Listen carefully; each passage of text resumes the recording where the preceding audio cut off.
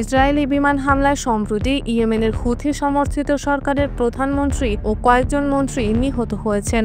এতে মধ্যপ্রাচ্যের উত্তপ্ত পরিস্থিতির নতুন মোড় নিয়েছে। 2023 সালের অক্টোবরে শুরু হওয়া ইয়েমেন ইসরায়েল সংঘাত প্রায় 2 বছর ধরে চললেও এবার হুথিদের প্রতিক্রিয়া আরও সংগঠিত ও প্রযুক্তিগতভাবে উন্নত।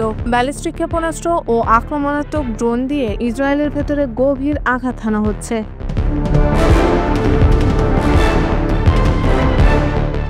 বিশ্লেষকদের মতে এই সংঘাতের কেন্দ্রবিন্দু গাজা। ইয়েমেন বারবার জানিয়েছে তারা গাজার প্রতি সমর্থন থেকে পিছু হটবে না। হুথি ঘনিষ্ঠ রাজনীতিবিদ আদেল রাজেফ জানিয়েছেন ইয়েমেন নতুন সামরিক কৌশল গ্রহণ করেছে। এর মধ্যে রয়েছে ক্লাস্টার টাইপের প্যালেস্টিন 2 ক্ষেপণাস্ত্র ও সমুদ্রপথে অভিযান। তিনি সতর্ক করেছেন আগামী দিনে ইসরায়েলের ভেতরে বা রেড সি এলাকায় বড় ধরনের হামলা হতে পারে।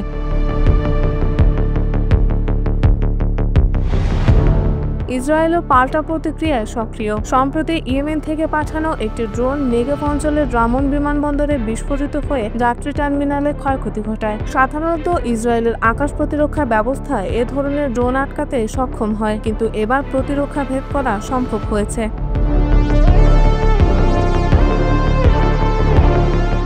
তবে আঞ্চলিক গবেষকদের একাংশ মনে করেন পূর্ণাঙ্গ যুদ্ধের সম্ভাবনা সীমিত। বিশ্লেষক কামাল জাগলুরের মতে হুথিদের পাল্টা আক্রমণ অব্যাহত থাকলেও তা সীমিত পর্যায়ে থাকবে, কারণ ইয়েমেন চাইবে না বড় ধরনের সংঘাতে জড়িয়ে পড়তে, যাতে ইসরায়েল আন্তর্জাতিক জোট গঠনের সুযোগ পায়।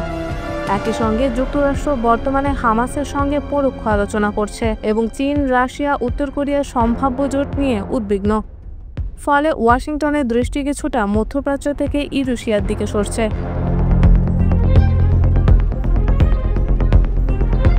অন্যদিকে ইরাকের বিশ্লেষক আহমেদ আল ইয়াসিরি মনে করেন হুথিদের হামলার সফলতা পেলে ইসরায়েল সরাসরি ইরানকে লক্ষ্যবস্তু করতে পারে। এতে নতুন ফ্রন্ট সক্রিয় হওয়ার ঝুঁকি তৈরি হবে। তবে তিনি এটাও উল্লেখ করেন যে সংঘাত দ্রুত অন্য রাষ্ট্রগুলোতে ছড়িয়ে পড়ার সম্ভাবনা এখনো কম।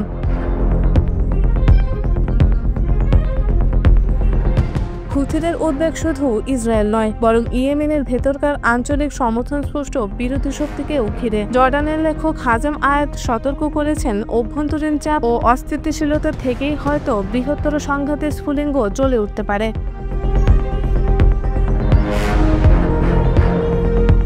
সব মিলিয়ে ইয়েমেন ইসরায়েল সংঘাত নতুন মোড় নিয়েছে। হুথিরা গাজাকে ঘিরে নতুন সামরিক অবস্থান আরও দৃঢ় করেছে। ইসরায়েল প্রতিশোধের পথ বেছে নিচ্ছে। তবে আঞ্চলিক ও আন্তর্জাতিক পরিস্থিতি ইঙ্গিত দিচ্ছে উভয় পক্ষই এখনও সীমিত পরিসরে শক্তি প্রদর্শন করছে।